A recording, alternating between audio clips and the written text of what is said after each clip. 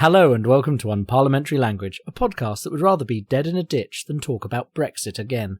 And how are you, Rob? I'm very well, thank you. How are you? As I told you just before the podcast, I'm very happy because I'm wearing a Pizza John t-shirt and I'm eating pizza because it is Pizzamas. Yes, you've just informed me of this. I am rapidly Wikipediaing this, and to be honest, I don't think I still fully understand what's going on, but you go ahead. You enjoy. If it involves eating pizza, then it's all good for me. I will present you with this GIF and leave you to it. But yes, no, I'll put something about Pizzamas in the show notes. Go spend money for Partners in Health because it's a really good charity, and I think you should do that. I seem to spot a blank set of headlines. Does that mean we're going straight into the story again? There's too much news. What do you expect me to do? There's so much news going on. There is so much news, everyone. I've had to, just an idea of me writing the script for this, sorry, it's totally unscripted. I do all of this off the top of my head because I'm incredibly intelligent and don't let anybody tell you otherwise. No, I was doing my research and stuff, so I'm doing my research as they're doing the vote in the Commons. So I'm kind of writing one half of what's happened the week before and one half of what could come. So yeah, there's a lot of news. Apologies for no headlines again, but hopefully we've got a lot to discuss. The main story goes in about 3 different directions again. So yeah, fingers crossed we cover all the main points that we want in this episode. Yeah, I mean, I think that's okay. Sorry to our Patreons that this week there's no special news episode because there's too much news again. So, the main story. What is our main story, Rob? Is it Brexit again? It is Brexit again because it had to be, didn't it? Like this was meant to be our last Brexit podcast. Really, it was meant to be over after the 31st. Although not really over because this is just the withdrawal agreement. I read a very good article the other day that they were talking about your views of Brexit in a focus group. And then they told people, they said, this is just the withdrawal bill, that after this we'll have to negotiate with the EU for like probably another 2 to 4 years before we actually properly like leave and stuff, and it's all over for good. And apparently that claim was met by horrified silence. That was in big quote marks from the group. So yeah, not that we would never talk about Brexit again, but it was meant to be the final point, October 31st.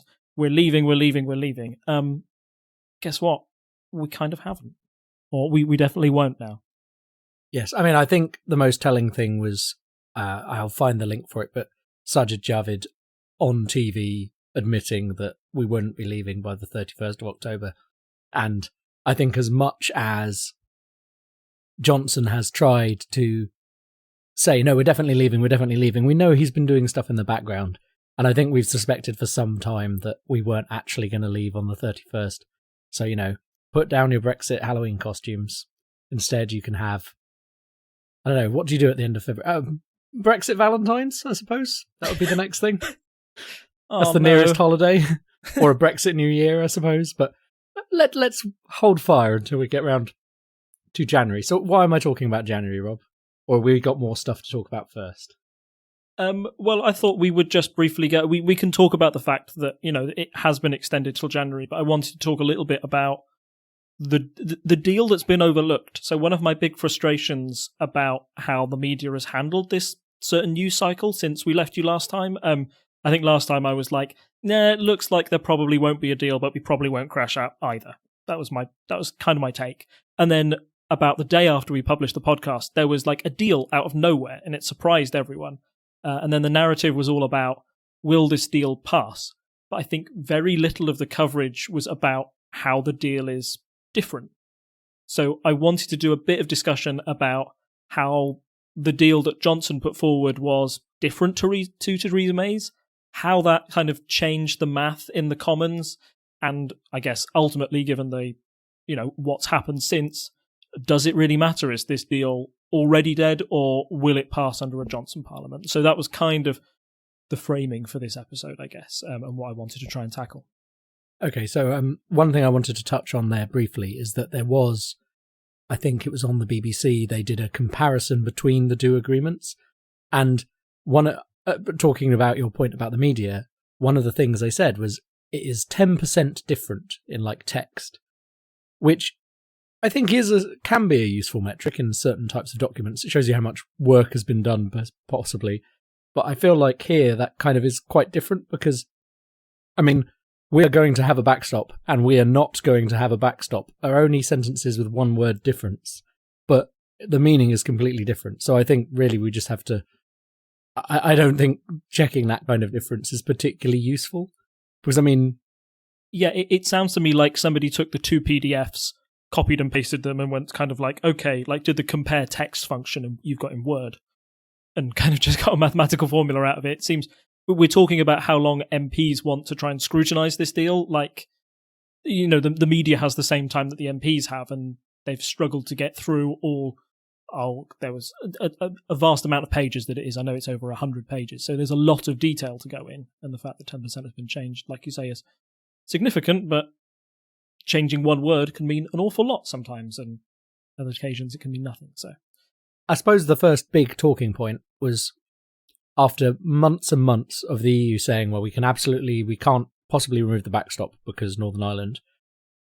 We had the discussion with Varadkar and Johnson when they came out of it, and it was like, oh, we could make some changes here, which I think we touched on last time. And then suddenly there's no backstop in the deal. How did Boris manage that, and what did they put in instead? So they've, instead of having the backstop, which was this, as Brexiteers saw it, a sort of trap for the UK to be kept within the EU indefinitely, the decision here is that Northern Ireland in itself will remain aligned to the EU for at least 4 years, until the end of the transition period.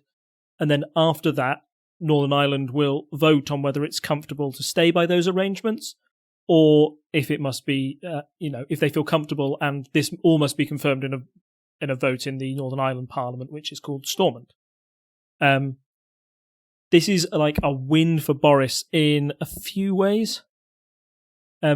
This is a win for Boris in a couple of ways. I think most importantly, when you're comparing it to the May deal, May's deal went on, the withdrawal bill went on until another deal could be decided. So this is the deal 4 years down the line when we actually work out what our working relationship will be with the EU.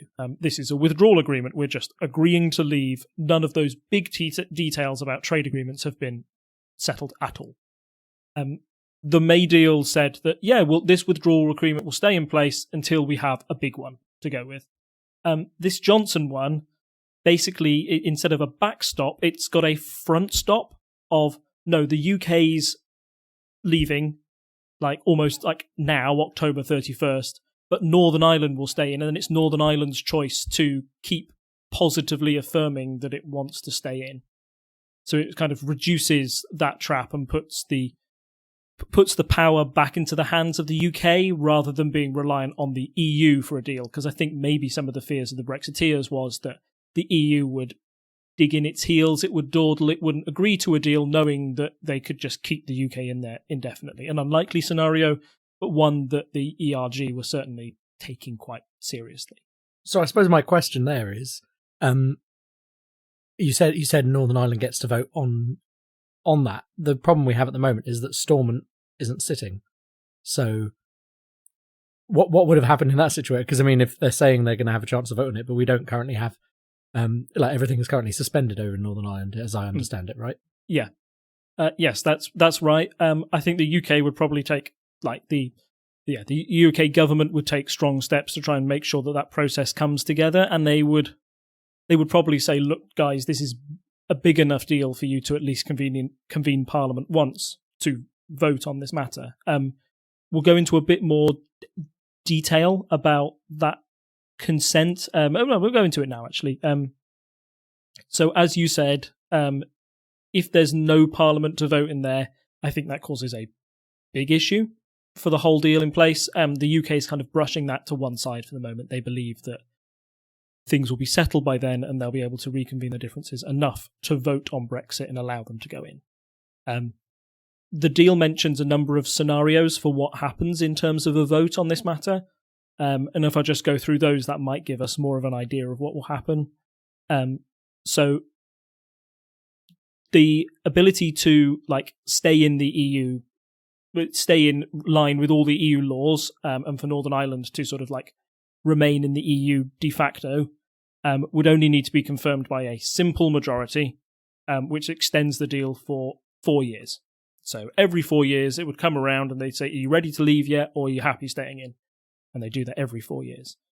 However, if the vote gained more than 60% support, then they would extend that deal for 8 years. Kind of almost like a 2/3 majority thing, saying like, look, if you're really sure every time, we'll keep bumping it up by long. I think that's in part the EU saying, look, 4 years, although that's quite a long time, it's not that stable for business. 8 years would be even better. If the deal is rejected, then they give a 2-year transition period for the other arrangements to be made. So I imagine that if the two sides weren't able to come together and they weren't able to vote on something, that would kind of trigger a 2-year time period for us to look at how the relationship between the EU and Northern Ireland would be reconvened in that time. Also, if there was that 2-year period, it might give time for the Parliament to get back together and actually vote on the Brexit deal, which the EU might be quite open to. They said, oh, your Parliament wasn't there. Maybe we'll give you another chance to vote. That's very pie in the sky thinking. That's, very... Very optimistic. Yes, yeah. Very optimistic. That's very optimistic for what could happen, but that's just a number of the scenarios, and it really does put a lot more power in Northern Ireland's hands when it comes to this new Brexit deal that Boris Johnson has negotiated. So, obviously, there's some political points going here for Boris, because after the EU's been saying, well, we won't change the backstop, we can't possibly, suddenly it changes at the last minute. And I think that's one of those things they say about negotiations. It's always at the last minute that the compromises are actually made. There can be as much bluster as you like before the final point, but it's like you get to crunch time, you have to make some concessions. How has he kind of played that up in Parliament? Yeah, I think he certainly said, he's pointed his finger across the aisle and said, you guys thought it couldn't be done. I've done this deal now. Now vote for it. That's kind of been his line. It's seen as more control for Northern Ireland, more devolution. That's another win. It also crucially moves EU issues out of Westminster and into Northern Ireland, which is kind of a better look for England altogether. If you can shift the blame elsewhere or take it out of what's been seen as quite a dysfunctional parliament in the UK at the moment and move it to Northern Ireland, the sad fact is that most people don't pay that much attention to Northern Ireland politics within England. Like, the downside of that is they probably should, and we all probably should. It will probably come to a surprise to many of our listeners that the Northern Ireland Parliament has been shut for the past 2 years. That's something that would probably be national news if it happened in the UK itself or happened in any other assembly. The fact that it's been closed for so long is kind of scary in an area that's had, we've talked about how Northern Ireland is, has quite the political history and the sensitive political history. And as has been mentioned in the chat, it goes to the point that, there's cross-community voting rules, which means that contentious measures require a majority of both unionists and nationalists in order to pass. Something of this magnitude in Brexit, you would imagine, would have to have that cross-party consensus. Boris Johnson has had to go against the DUP and remove that veto process from voting on Brexit matters. I believe that's what I was reading today anyway, and that has grossly upset the DUP, which of course was one of the partners in this, not coalition government, but the Confidence and Supply. Thank you. Confidence and Supply agreement that they'd negotiated with the DUP, and that's basically been ruined now because of this new deal. The DUP has strongly said that they are against the way that this deal treats Northern Ireland, the way that it others it in a way and keeps it apart from the rest of the UK, and a lot of other ways we're going to discuss. And of course, Boris Johnson, after he's lost 45, now his majority is under minus 45. He also doesn't have the command of the DUP supporters to try and pass his deal either. So he needs every vote he can get, and he's alienated quite a few people in the process. I just want to point out one kind of nice upshot of the lack of governance in Stormont at the moment is that purely because they weren't able to stop it, same-sex marriage and abortion is now legal in Northern Ireland, because I think the ruling was if they didn't have a government by October 20th, I may be off by a few days, but it was sometime last week. If they didn't have if their government couldn't vote on that issue, basically they would be forced to line up with the rest of the UK. And so that's been a great thing that's happened. It's kind of weird that you have to actually stop a government working to allow a good progressive thing to happen, but at least there's been some upside, while the rest of it is mostly downside, I imagine. And I'm sure people in Northern Ireland are not happy that their government is not sitting. But hey, sometimes there is a silver lining. Exactly. Yeah, so free trade agreements. Everyone keeps talking about how we're going to take back control of our trade by not having free trade. Under May, it was going to be close economic ties with the EU after Brexit, kind of Norway light, or whatever the various kind of ideas people suggested were, Switzerland, etc. So what did Boris manage to get here? So there were sort of three main things that happened. Boris was given permission by the EU for the UK to negotiate free trade deals while they did their deal with the EU. He's also said that the UK and the EU will aim for a zero tariff deal with no quotas, which is kind of the status quo as it is already, but it's a big bonus that the UK won't be punished by the EU or have high tariffs put on them. And finally, there was a line saying the UK will consider aligning union rules in relevant areas that was in the May deal that's now been removed. So these three things are basically good news for Boris in a couple of ways. We've touched on one before, which is the fact that you're getting the same deal as you did under the EU before, which was already quite a good deal when it came to economic fluidity. That would help Boris's cause by saying this is good for business. Equally, the ability for us to negotiate free trade deals while we're still in negotiations with the EU is a big boon for those, particularly on the far right of the party, whose dream has always been for, the UK should go out and do deals with all these Commonwealth countries, and, we can get a better deal this way rather than being dictated to the EU. That's always been their dream. So by doing that, Boris is sure to get the ERG, the right of his party, on side when it comes to voting for this deal. And lastly, when it comes to good news for Boris on this, is the kind of suggestion that the UK will not align union rules in relevant areas and will scrap them, will again attract the right of his party, the ERG, who's always seen, who's complained about bureaucratic red tape within the EU and wants more control over the way it treats its workers. It's good for the ERG, but as we're about to touch on, it might be seen as very bad news for other people in the country. Yeah, so with the good comes some bad for Boris. So how are Labour kind of responding to this, and how does that tie into the kind of arguments we've already seen? So on one side, we've got free trade deals, people saying, yeah, that's great, particularly among the ERG. Labour will say, look, you've already had quite a lot of time whilst negotiating this withdrawal agreement to come up with free trade deals, and you've come up with surprisingly few. We've got barely any. I think we've got some with Switzerland and some with a few African nations, of which I can't remember, but they're very tiny. I think Switzerland is the biggest one. Was it about 20 we had? But yeah, lots of them are quite small places. Yeah, exactly. If this has been your record of success so far, what do you think come October 31st to be able to strike up these deals? You might have 4 years to try and negotiate the rest of the Brexit deal, but the UK may see its economic power kind of diminished if you're not part of that big EU bloc. Some people might look on that poorly. So it's certainly a risk, and one that Labour is complete within its rights to point out. Secondly, you've got the point that the lack of workers' rights again plays straight into Labour's claims that this is a Tory Brexit. This is one that will, harm those, particularly those workers who rely on unions for a fair pay, fair wage, good working rights.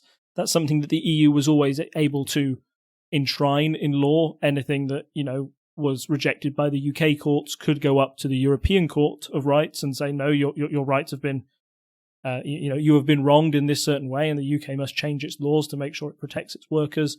That backstop will be gone, and it increases the chance for Labour to say, no, we really don't like this deal.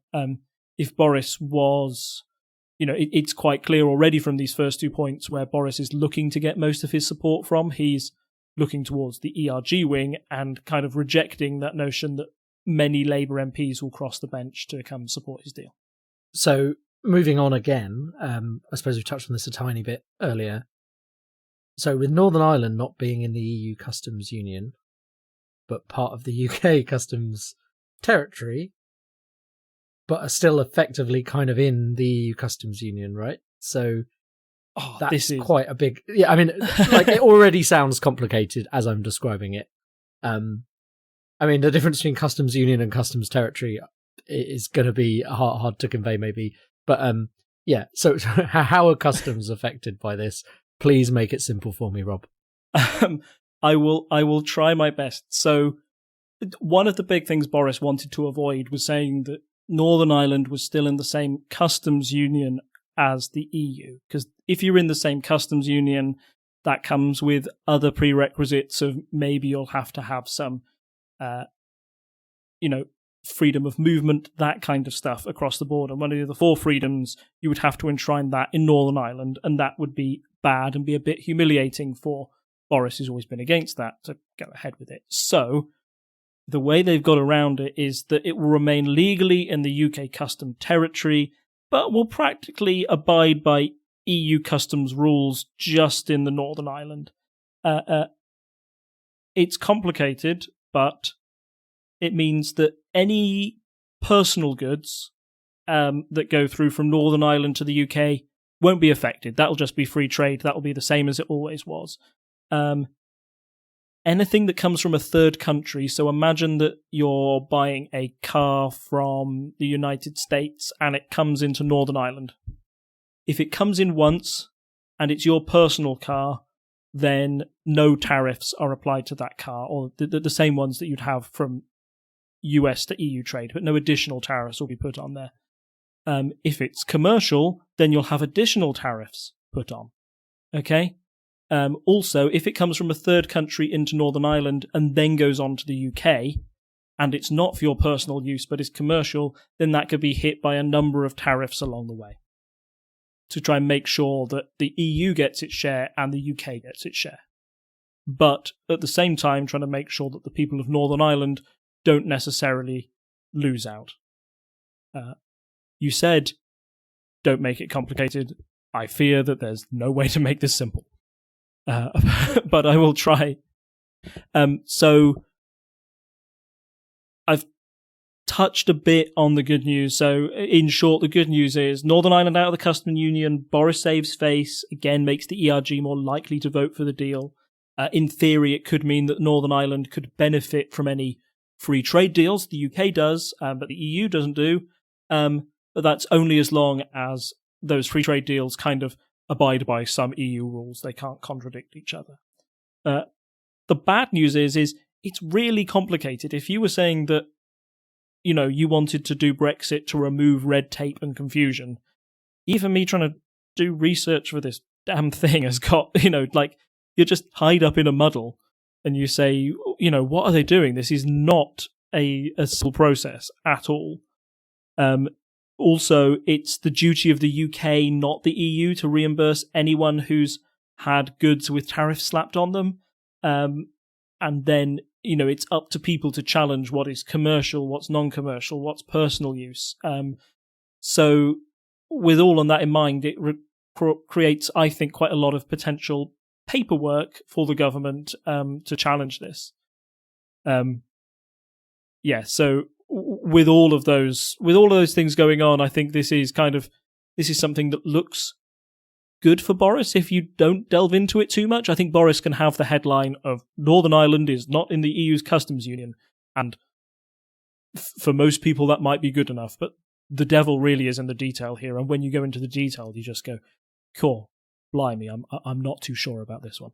So yeah, that sounds very complicated. I'm glad. I think maybe I understand it a bit better, but I'm not.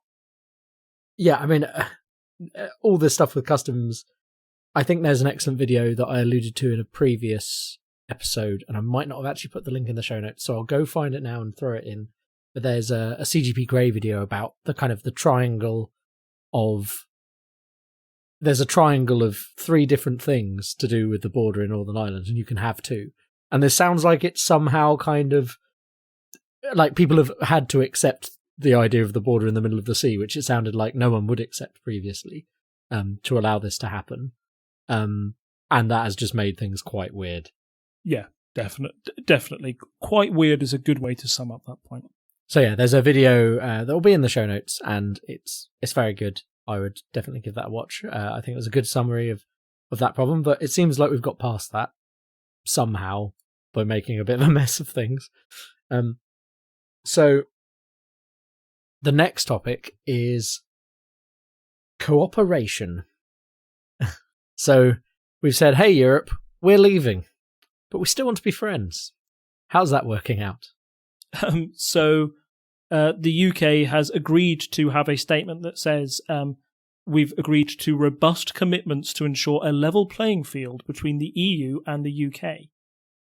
So this suggests cooperations on keeping some of the same regulatory standards as the EU, but in reality this only really applies to Northern Ireland. It's less solid in the rest of the UK. So this is the idea that it would be good news that you would have easier trade if, for example, if you have the same food standard rules as the rest of the EU, then it makes it far easier to trade goods across borders. If you allow a laxer standard of food, or if your food regulations are higher, then, well, not higher is probably better, actually, so it's a bad example, so let me begin again.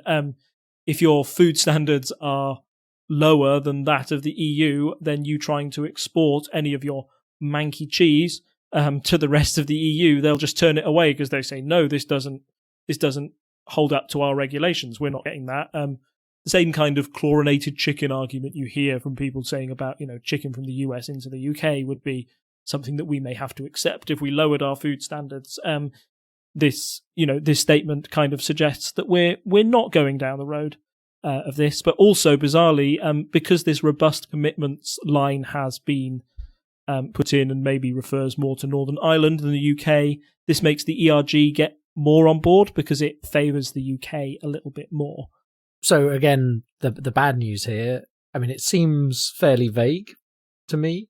And what are the negatives of this other than it being not the clearest thing in the world? I mean, the fact that the UK will still have to be equal in some parts may anger the more hardcore Brexiteers. I'm not talking about those in the ERG, who are at the right of the Conservative Party, who, seem to be on board with this deal, but maybe those who, want to vote Brexit Party, those who favour no deal, they probably wanted no links, no regulations that even kept us on the same, anything same to the EU. If you were looking to throw out everything, this is not the deal for you. So it may upset some Brexiteers in that way. And then again, if you're looking at the other side, it's, unlikely to get cross-party support from Labour because some of those protected rights on things like the environment, workers' rights, minimum wage, maternity leave and pay, those type of things, that's what, Labour liked about being with the EU. They liked that backstop for those sorts of regulations.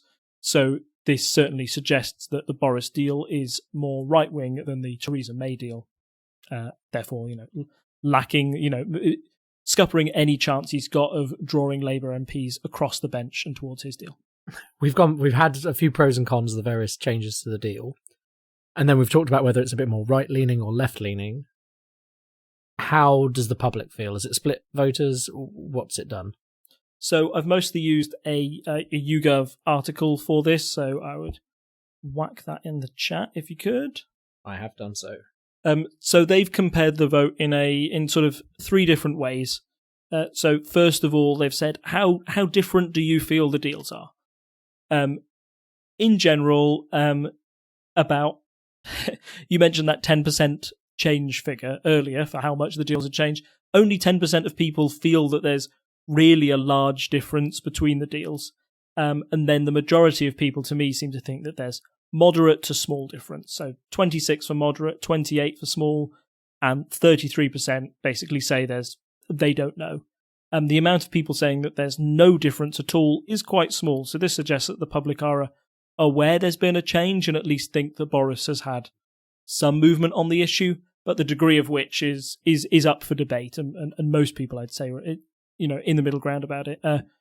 What's interesting about this is that there's not much difference between the political parties. I mean, in general, Conservative voters, 37% of them think there's a moderate difference compared to Labour saying there's only 22%. But it's really much a muchness. I think people do agree that this is a different deal to the May deal, and that might all be that might just be the impression that Boris Johnson needs to say that he's made some progress in some way. I mean, not all change is good. So do people think these changes are substantially better or worse?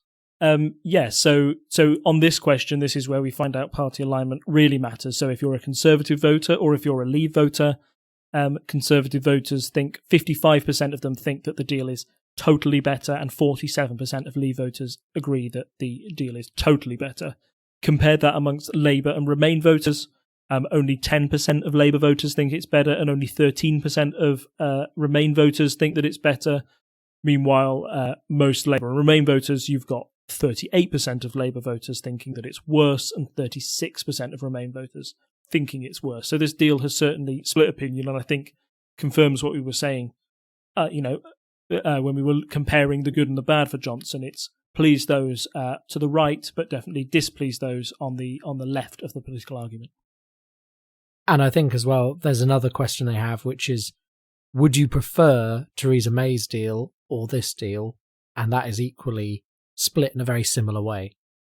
Yeah, I mean, you've got a whopping, I think, 76% of Conservatives saying they prefer Johnson's deal, only 4% of Conservatives saying that they would go for Theresa May's deal, and 19% saying they don't know. Compare that to Remain voters, who say 32% prefer May's deal, 18% prefer Boris's, and 50% don't know. I think the don't knows there is, I'm maybe reading into this a bit too much, but I would say amongst the Remain voters, it's almost them saying, no, I'd prefer to stay in the EU as a whole. We've talked about having a second referendum and the possibility of one between a deal and Remain. It's very unlikely that you would, May's deal is dead anyway, so you would never get a referendum where it says, do you want May's deal or Boris's deal? But I think this shows at least, Boris has made significant progress amongst the Conservative wing. And, you saw how poorly the Conservative Party did after, May's deal failed 3 times, and how that was perceived in the general public at the local and the European elections as the Conservatives were sort of weak on Europe. I think at least Boris's deal, when it comes to those within the Conservative Party, he's been able to rally them, and the fact that he's got this much support over his deal, I think, is far more than May was able to gather when she put her deal forward. So it's a more conservative deal, as I've been saying before, but the bullet points for this is it's a more conservative deal, good for Boris and the Conservative Party, but more divisive, and therefore makes it sort of like a far worse deal for those on Labour and the Remain side, and means that they'll probably fight this deal harder than they ever did the May. So if Labour are fighting hard against this, but it seems to align more with the Conservative viewpoint, and Boris has had some struggle keeping his own party in line, as we know from the previous episodes and previous weeks. If we look at the general population view on what they prefer there, you have nearly half the population does not know whether this deal is better or worse than Theresa May's. You have 37% preferring this deal and 17% preferring Theresa May's. How does that translate to our representatives, our MPs, voting on this in Parliament? What did the Commons do when they were presented with this bill? Yeah, so one of the first things, what happened was Boris Johnson called a super session of Parliament on Saturday. Super session.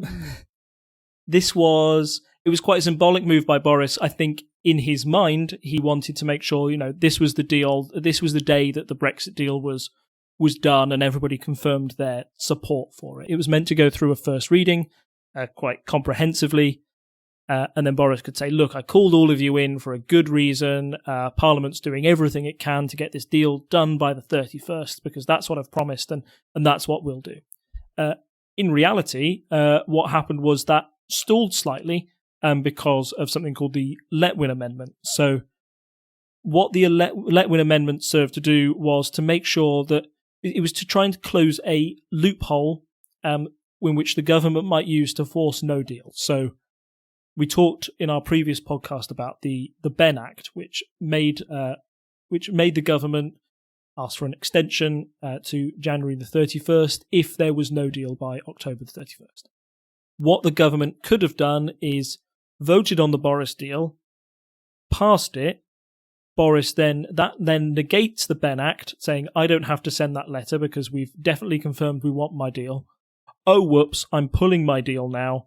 Guess what? We'll have to do no deal. And guess what? There's nothing for you to tag this Benn Act onto. It's a bit of a weird loophole, but it does, the government could argue that it could get that through. So what the Letwin Amendment did is it said, no, look, this amendment is tied directly to this Withdrawal Act bill, which makes sure that if this is passed, we're given the necessary time to discuss it, and to make sure that the PM, if this deal wasn't concluded by October 31st, the PM would have to ask for an extension, which made Boris quite upset because it reduced the chances of him getting the deal through by the 31st, and led to him pulling the vote on that deal on that Saturday. We would have votes later on, and on its second reading, it passed by 329 votes to 299. So, bizarrely, out of nowhere, the deal got some support, and I think most oddly, it got support from previous Conservatives who've been thrown out. The big names are Rory Stewart, who's now running for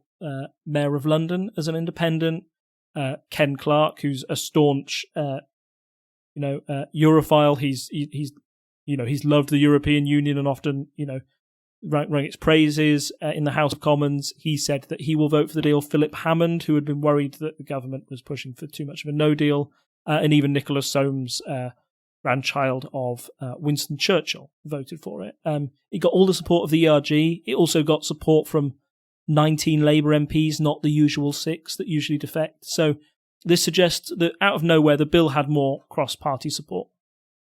It was rejected by most of Labour, all the Lib Dems, all of the SNP, Green, Change UK, and Plaid Cymru. So this was very much talking about confusing things that have been happening. I was without signal for significant parts of Saturday because I was busy leading a hike along the South Downs, and so every time I went below a hill, I missed out on something important. And there was definitely a point where the Letwin Amendment had passed, and it wasn't yet clear what that exactly meant. Where I was just like, "Oh, well, that sounds good," and then suddenly, everything was all up in the air again, and it was quite a confusing thing to try and explain. People were trying to ask me questions. I was like, I haven't had a chance to read up on half the information here. So, thank you for giving us some clarity on that. It's all right. I had to read the Letwin statement, explain it to people on Saturday, and then it got completely pushed out of my head again, meaning I had to reread about the Letwin statement before this podcast to remind myself what it meant. But yeah, it's a backstop. That's all you've got to remember. It's a backstop to make sure that we definitely don't leave with a no deal on October 31st. A backstop which is not to be confused with the backstop, which is Precisely. Now not part of the deal. Yes. Yeah. You can see why this is getting confusing. So essentially this is tying the government's hands, right? And as you say, he pulled the vote. So then he had to send a letter, right, to the EU. That was what was on the cards from the Benn Amendment, right? So with the Letwin Act, he pulled it on the Saturday, but we still had a vote again the following Monday, Tuesday, I think it was. Right. And that passed. But then directly afterwards, we had a vote on the timetabling of the bill. So this was the government trying to get out of the Letwin Act, saying, look, we agree with the Letwin Act, we agree that we'll send this letter if the deal doesn't go through by the 31st. However, we want to force this deal through within 3 days, which is super quick for an act to pass through Parliament, and as many pointed out on the opposition benches, maybe is a little bit too quick for one of the acts that's the most important in our constitutional history ever done. A lot of people were complaining that they hadn't had time to scrutinise the deal in full, and that, if you were to, you wouldn't do this, you wouldn't rush into a purchase of a house like this. You wouldn't. Yeah, you wouldn't buy a house in 3 days. You wouldn't buy a car in 3 days. You wouldn't. I mean, maybe some people would, but I think most people would not buy these significant purchases in 3 days. And when you're talking about the history, when you're talking about the future of a nation, that's a pretty big deal. Yeah. So the government tries and has a vote on, the 3-day timetabling, and that motion loses. And all, most of those Conservative MPs and Labour MPs who had voted for the bill's second reading, they reject this 3-day timetable. So Clark, Stewart, Hammond, the Labour MPs that aren't part of the usual six, etc., go back to the opposition side. So this ties the hands of the government. Basically, it's looking like there's now no possibility that a deal will get done by October 31st. So Boris's final gambit is that he'll threaten to pull the deal entirely, saying, I'll take my ball and I'll go back home. I'm not going to, if you won't vote for my bill within 3 days, then we'll have a no deal, and I won't send that letter. However, he did have to send the letter because of the Benn Act. So in a final Machiavellian stroke, Boris sent the letter as a photocopy and unsigned. So that means the letter doesn't exist, right? That's how that works. I think so, yeah. I don't. Yeah. So the EU probably saw through that childishness on his part, I'd like to think. Yes, like there were some rumblings on Brexiteer sides that, the EU might not even agree to an extension. They might have a look at this and, Boris basically saying, I'm sending this letter, but I don't want to give you an extension, might make the EU wonder if they should give one. Like, the EU has always said that, when they gave us the last one, they said, look, don't waste this time. We'll give you a 6-month extension, but you've got to make sure that you can do something productive. This is when I turn to the reader, say, dear reader, they didn't. However, now the EU is getting really fed up, and a lot of members in the EU just want this done. So they're saying, look, we might agree to a 3-month extension, but we've got to know what useful thing you're going to do within that time. And it led to this bizarre waiting game with, the EU, with Labour waiting to see if the EU would grant an extension, because one of the prerequisites for Labour agreeing to a general election, which is what Boris Johnson wants, is that no deal is completely off the table, and the EU looking at Parliament waiting to see if a general election is called, because if a general election is called, then they would definitely approve the extension, because we'd need so many weeks to organise a general election and get ready to try and change the parliamentary math. So they all waited around. I think the other day the EU said, yeah, we've agreed to an extension, but we won't say for how long. And then it came out this morning that they have granted it for January the 31st, which is exactly as the Benn Act said. 3 months, right? Yes, 3 months from October 31st. Sorry, did I say 6? No. Sorry. No, sorry. I was just clarifying 3 months. Yep. Yes, sorry. Yeah, so that's 3 months, and sort of other signs that this has become very official today is that the PM has officially paused the Get Ready for Brexit adverts. So if you've seen them around, if you've heard them on the radio, or on any of those podcasts that do inserted ads. Yes. Yeah, precisely. They will disappear. The preparation for Operation Yellowhammer, which was seen as like the no-deal preparations, they've now stopped entirely as well. Even at the production of the much promised 50p coin, which was originally meant to have the date of April on it, was then stopped and said this will be a Brexit 50p coin that says October 31st on it. That has also been paused as well. Well, it's not just paused, is it? Because they'd already minted a load of them, so they've had to melt them back down. So there's not going to be collector's items, but they will be recycled into whatever the official Brexit date ends up being coins, I imagine. Yes, but you can imagine the frustration this has caused and the potential attack lines this generates for opposition MPs. A lot of them can now say, most importantly, we used it as a joke at the start of the podcast, but Boris Johnson's "dead in a ditch" comment was one that we all thought at the time stuck in our heads as, you probably shouldn't have said that, and if it doesn't end up happening, you'll look pretty stupid. Spoiler alert, he's looked pretty stupid. People like Mark Francois, I think, the tiny Conservative MP, who I'm sure he'd like to be known for other things, but that's all I can think of when he appears. He said that the reason he voted for Boris Johnson in the leadership election was because he looked him dead in the eye and said, "I will get this country out of the EU by October 31st," and I believed him. So a lot of people playing those sort of clips on Twitter, and again, it makes the PM look weak. You put on, it was, well documented that the Get Ready for Brexit adverts cost about 100 million in total as a campaign. That is money that's essentially being wasted now because people won't have to get ready for Brexit. So, yeah, it's been a costly mistake for the government in both terms of, how it's perceived by the public and financially. And that might play into the up-and-coming general election that may be on our hands, maybe not.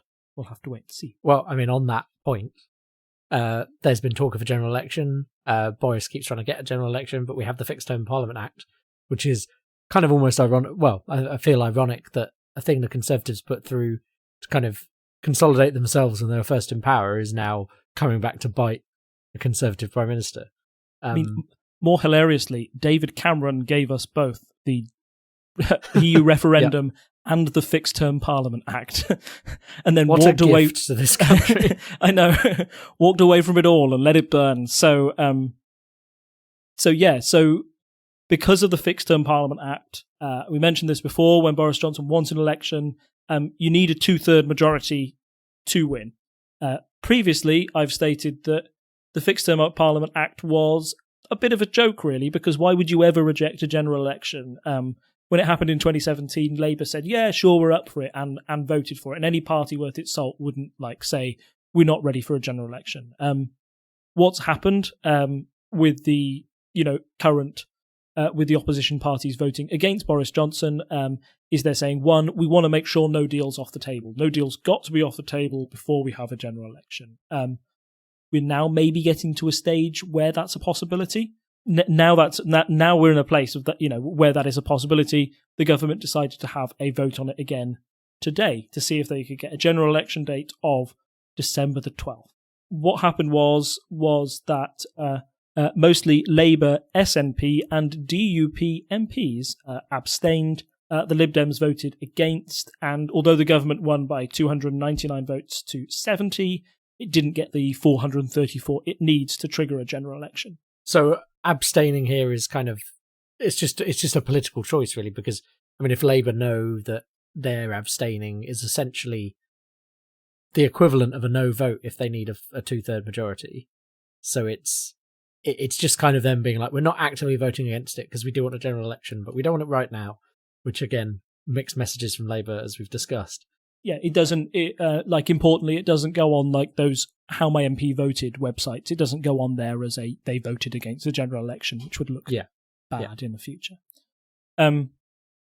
So and another reason they've been voting against it is everybody's being like, don't give Boris Johnson what he wants. If we keep this, Parliament's idea is if you keep frustrating Boris Johnson, eventually he might, resign or we'll vote down the Queen's speech. Maybe he'll leave by another passage, and if you give him a general election, there is a chance that he could come back with a big majority and then force through any deal he likes. Because the one thing that is stopping Boris Johnson is the mathematics in Parliament. That's why he wants a general election so much, really, to try and shake that up. However, we now have a potential alliance between the Lib Dems and the SNP to put a motion forward to make sure a general election is held on December the 9th. So I saw you explaining this brilliantly to one of our friends earlier who asked the very pertinent question, why would you put a motion forward to move the general election date 3 days earlier? I mean, there must be some cunning reason behind that. So the cunning plan, and it's as cunning if you put a tail on a fox and call it a weasel, or whatever the Blackadder line is. Sorry, as cunning as a fox who has recently become Professor of Cunning at Cunning University.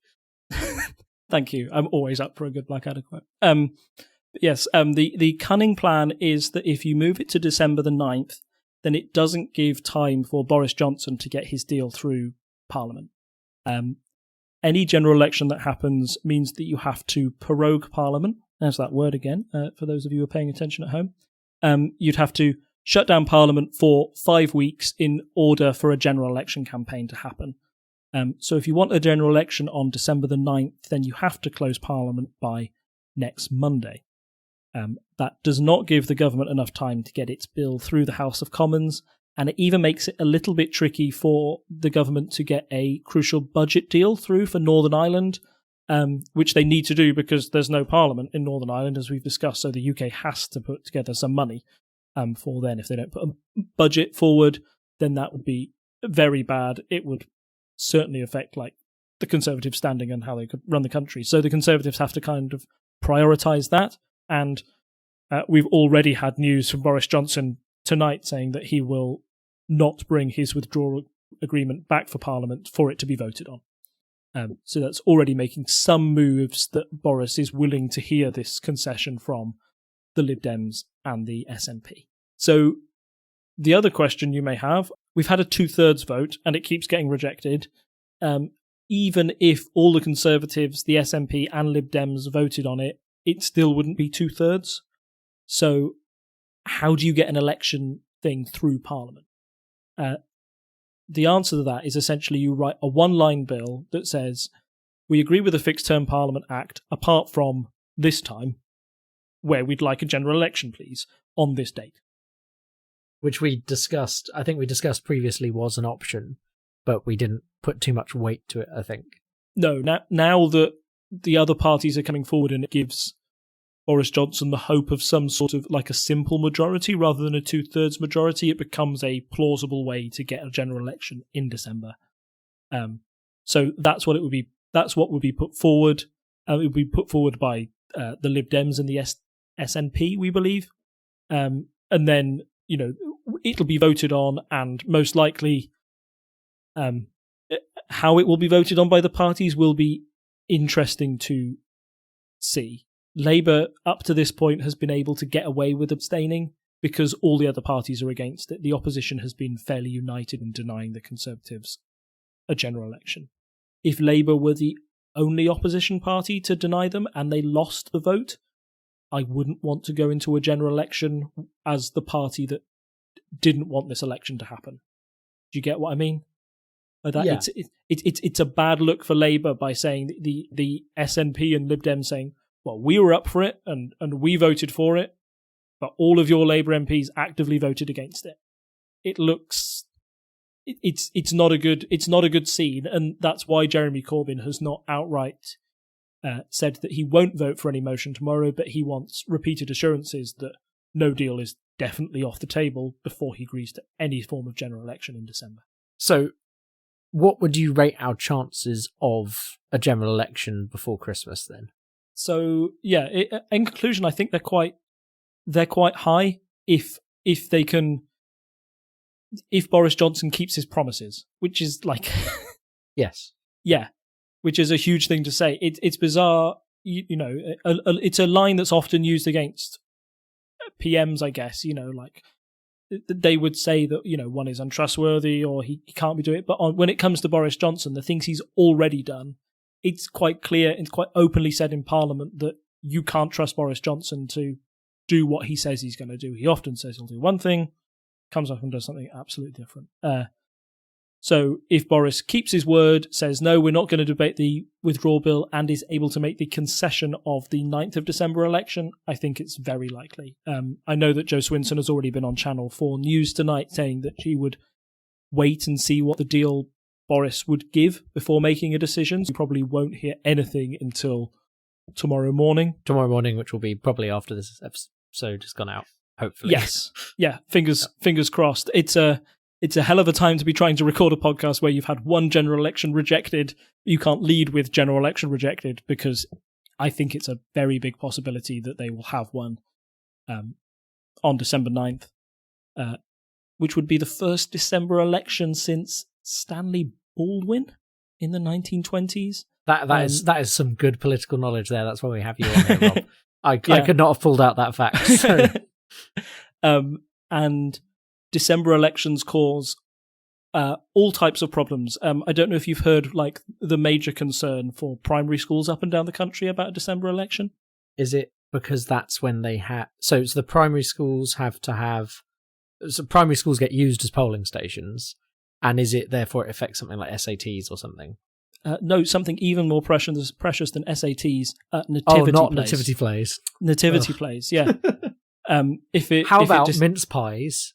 Like you know how they have the sausage sizzle in Australia. Mm-hmm. Well, I think we should have mandatory mince pies. Well, I mean, not mandatory. I mean, if you're vegan, you might not eat them, for example. But I mean, not force people to eat them, but like have mince pies available at all polling stations. I mean, I'm sure that is a worthy use of the government's money they need to run an election.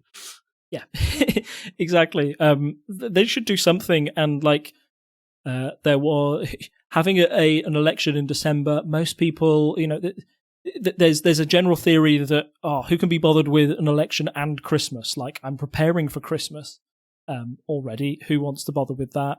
I saw a good tweet earlier, which was about a by-election they had in Clyde a few years ago. I can't find it now, but essentially they posted a picture of Labour MPs posting with some people dressed up as Father Christmas by-election, and it just looks really tacky. So I'd like to avoid any of those sort of political campaign messages around December 12th. There's also genuine concern about voter turnout from Labour. Labour kind of saying that, we've talked before about how bad weather can reduce turnout, particularly amongst those who, are generally poorer, can't get out as much, it reduces most of the elderly as well. Labour thinks a December election would be bad for them in that way. Also, there's not enough time to get sort of like students are moving around about that time. It's the end of term. Some might be coming home. Others might still be at university. That flexible voting, which constituency they vote in, really could affect how you campaign in a general election.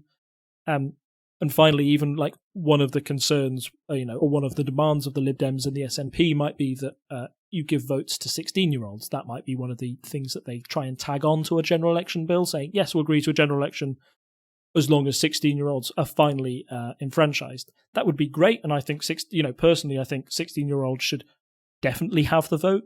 But from a practical point of view, trying to add a significant part of the population onto the electoral register when nobody's even, if you're 16 now, you wouldn't even considered trying to register for a vote in December, never mind it suddenly being given to you and only having 5 weeks to do it. It raises an awful lot of questions. So there's a lot of wiggle room. There's a lot of things that could go wrong, and a December election is certainly maybe not the optimum month for one, but this Parliament has not been one for doing anything optimally. So I feel it's probably fairly likely that we will have a general election called tomorrow if Johnson keeps his promise. Okay. So on that note, I just want to say, and I imagine our listeners, I'm preaching to the choir here probably, but if you're not registered to vote, say you've just moved house or you're a student and you're not sure where you're registered, now is the time. Register to vote. Make sure you're registered wherever it is you live. It doesn't take long normally. It's an online form these days. It's a bit more faff if you want to do a postal vote, but it's pretty easy. Go and do it now. That would be my recommendation. And sometimes you need to double check they haven't taken you off the electoral roll for some silly reason as well, because I've seen, I think they send a thing around every year where you have to just kind of say, yes, I'm still here, but it's not, you might have forgotten to do that for some reason. So if you have any concerns, you can just ring up your local council and ask, am I on the electoral roll? And if not, apply. And I suppose on that point, we need to go into our quick polls update and see what we can glean from the polls.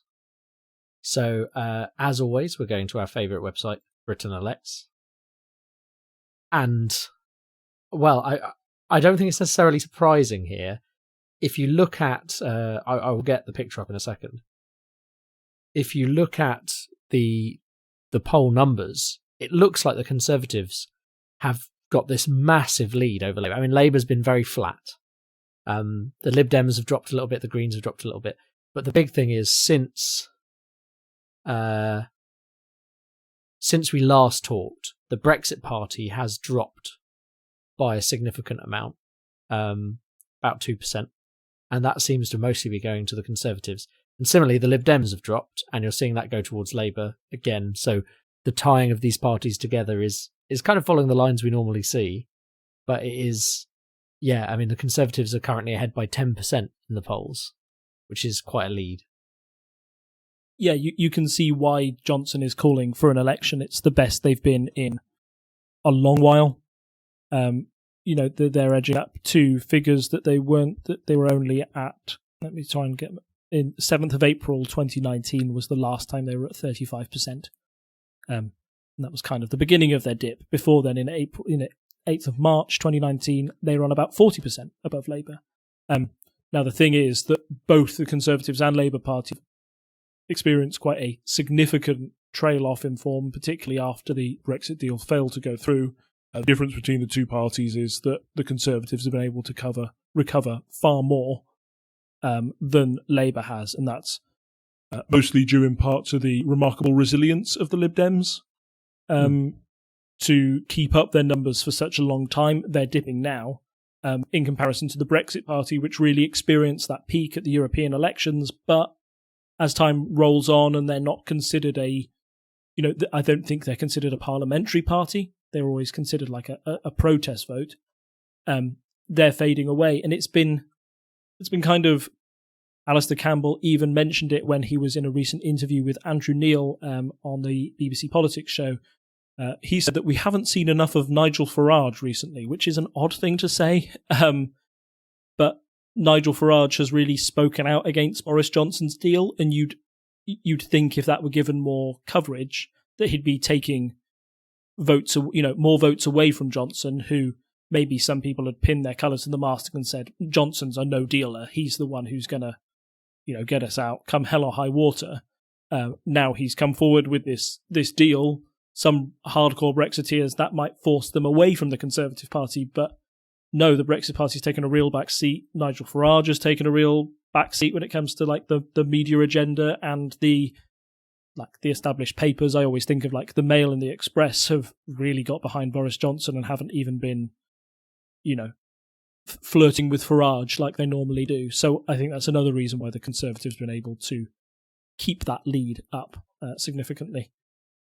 It's a risky time for the parties to call a general election. That might be it's been the Conservative line that Labour have been scared to have a general election. I think that's unfair. I think Labour have genuinely been worried about no deal and the possibility that Johnson might, suddenly pull the trigger or pull a fast one to get us out to make sure that he could uphold his promise. It's only now that no deal planning has stopped that he's pulled the adverts that I now think he's realised that, we're not going to leave the European by October 31st, and how the polls change after that. If it leaves Johnson with egg on his face, if the Conservatives aren't able to recover that, then we could see Labour's numbers go up quite a lot. A lot can happen over a 5-week election campaign if one goes ahead. I mean, as we know from the last general election, having a massive lead for the Conservatives doesn't necessarily mean they'll win, although I definitely feel there's not the same level of momentum behind Corbyn as there was last time. I think we've talked about this several times, with the fact that the view of him in the media, the way he, now that he has become an established opposition leader, I think he's the more people know about someone, the less likely they are to go, oh, well, there'll be a force, like an inherent force for change. So I think there has been a drop off there. in that kind of groundswell of support that Labour had last time of kind of like, oh, we'll change, we'll go with Corbyn. I still think there's a lot of grassroots people out there who probably would vote for him, but as you say, it's student populations, etc., who may be negatively affected by a December vote. We don't know. This is all speculation at this point, but I think it's a slightly concerning set of polls for me still at this point, because I feel, especially with the kind of deselection that may happen for some of the more traditional Conservatives like Ken Clarke that we've seen, that would be, I think there's a chance that we'll have a more right Conservative Party out of this that then wins the election, which is not something I'm personally a fan of. Yeah, I think you're right. I think it could lead to a more radical parliament, a parliament with with lots more newer MPs than before coming in. And once you lose that sort of stability, the Fixed Term Parliament Act was put in place and it was meant to enforce stability over 5 years, that you had this continuity. We certainly haven't got this now and having elections so often that we do. And if it brings, a Johnson government in on what would be quite a right-wing and populist agenda, that I think that is, slightly worrying. But as I've said before, 5 weeks, long time in politics. A lot of things can change in that time. It had a 20-point lead last time and they threw it away. So, it remains to be seen what will happen over December. And crucially, if we do get a general election, it'll give us a general election to talk about and not Brexit. Yeah, which I think would be a nice change for the country as well as for this podcast, yes. Well, yeah, and it's a good change for that plays into Labour's hands a lot. Labour's message in the last election, they won a lot by saying, look, we're not really going to talk about Brexit. Here's our social policies. Do you like them? And 40% of the country came back and said, hell yeah, we do.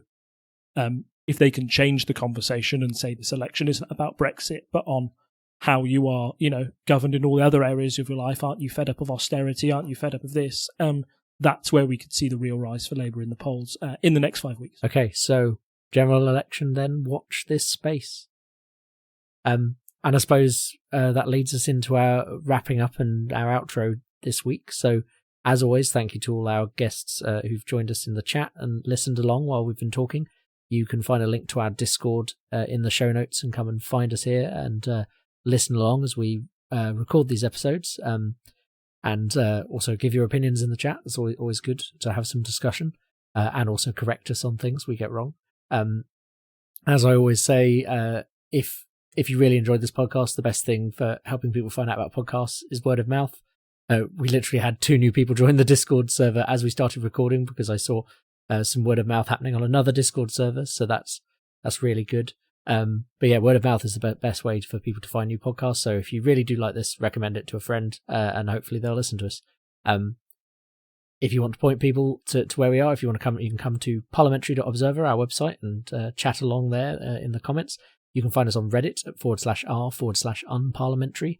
You can find us on Facebook as Unparliamentary Language, and you can find us on Twitter and Instagram at unparlpodcast.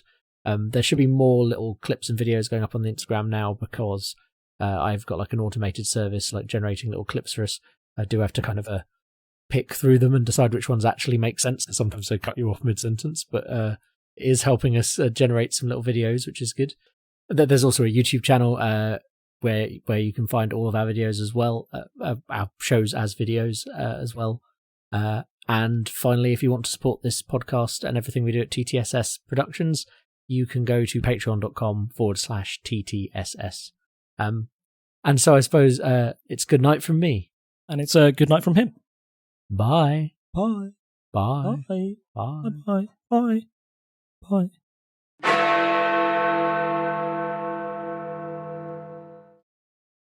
Sorry, I know you're mid pizza. No, this is a complete aside for the listeners. I have now finished my pizza. Hooray.